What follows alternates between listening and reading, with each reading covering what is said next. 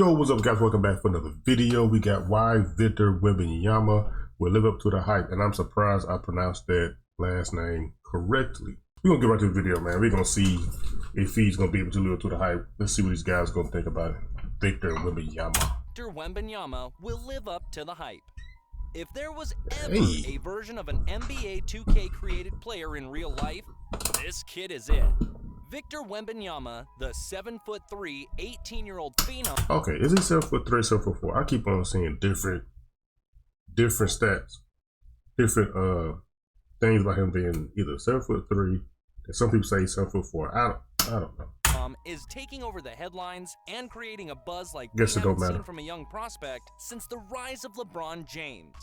The young star boy from France got the attention of absolutely everybody when he scored 73 points and blocked 9 shots in just 2 exhibition games against G League Ignite and prospect Scoot Henderson. Well-known NBA analyst. Oh, that boy Scoot, something serious. Now I got a feeling Scoot might go number 1, depending on the team that gets #1 pick. I don't know, man. It's I don't know. Analyst and sports writer Adrian Wojnarowski labeled Wembanyama the singular greatest prospect in NBA history, putting into perspective just how special of a talent he really is. But you might not know just what makes Wembanyama such a unique player, and it's the reason He play like a guard. That's why. When you break down the game of Wembanyama, there are a number of indications that guarantee that he will thrive in the NBA.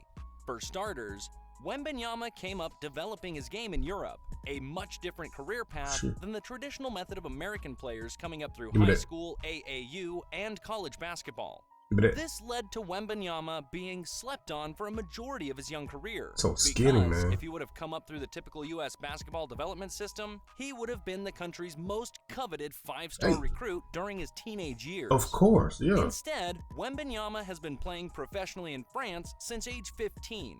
Yeah. The forward has been a part of 3 squads, all of which are located in France. First, Wembanyama made his professional debut for Nanterre 92, the team who developed Wembanyama in their youth system since he was 10.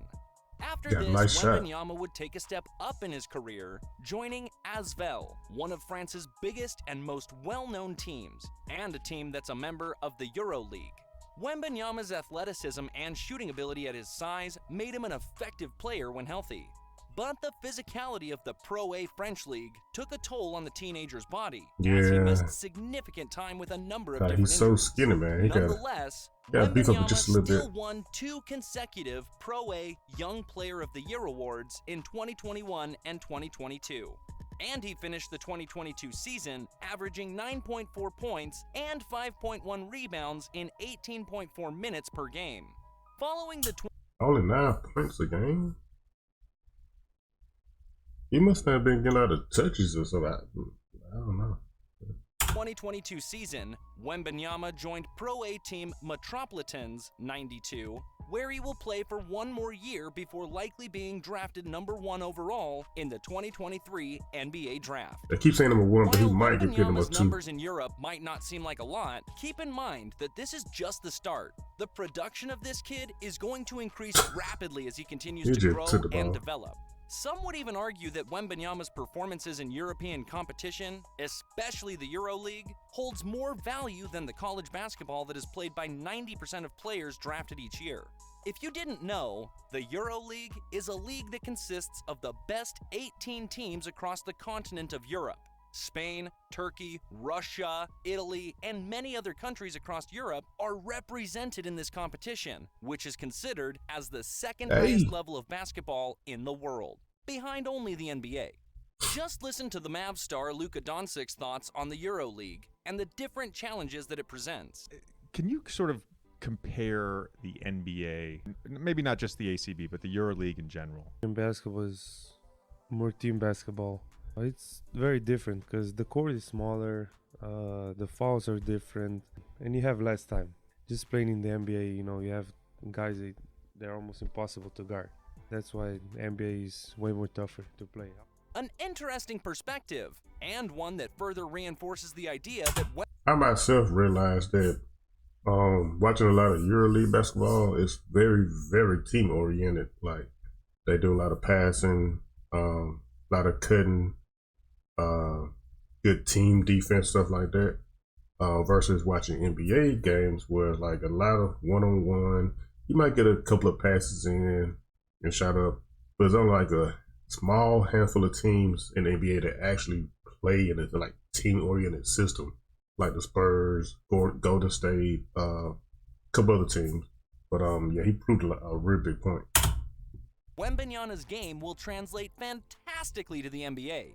If you aren't convinced yet, just look at his 2 performances against G League Ignite. I watched that game right there. These were just exhibition games, but the atmosphere and the pace of the game is a good taste of what Wembanyama will experience once he's in the league. It's gonna be tough, the man. fluidity that Wembanyama showed was breathtaking. He can score, though. The height, he handles the mid-range game to make himself almost impossible to guard. Wembanyama even showed off his range, knocking down 9 threes in 2 games. With his smooth, deadly game on offense, there are a lot of comparisons with Kevin Durant coming in. But these don't give Wembanyama the credit he deserves on the defensive side of the ball. This kid is a bona fide rim protector, and it's very possible that his defense is his best asset on the court. Wembanyama averaged at least 1.8 blocks per game in all 3 seasons of his young professional career. Yeah, I think he averaged more than that. To rank him 6th in the NBA in blocks last season, and this is only the beginning. With a few years in the NBA to get stronger and build on his frame, we could easily be looking at the most physically dominant player ever to play the game, with Wembanyama having the potential to surpass the unique physical attributes that LeBron and Giannis have in their game. It really can't be understated just how special Wembanyama is as a talent. As a practical lock for the #1 draft pick in 2023, it will be a treat to watch this once-in-a-generational talent fulfill his potential and become one of the best to ever touch the court. It will also be entertaining to watch how many teams will try to tank this season to try to get this guy. I mean, why not, right? If you can increase your chances of getting a player that is going to change your franchise from day one, then you might as well throw away the 2020. My thing is, if you got a good team that, you know, will look bad trying to tank, I would just play the best basketball I can. And like, it's possible I would do a couple of trades to try to go move up in the draft to get the #1 pick, to try to get Wembanyama. That's if I really wanted to get him as the #1 pick. But like I said, I got a feeling Scoop might get #1. I don't know. 22-23 season, if you aren't competing for the title. Who could pass? So, who do you think will end up getting Wembanyama? And do you think he will live up to the hype? Tell me what you think of the kid and more in the comments down below. Okay, so my honest opinion, he might live up to the hype to a certain extent. Saying that because, you know, he has the talent, he has the skills, he has the height, he has the size. But, you know, it's going to be totally different in NBA.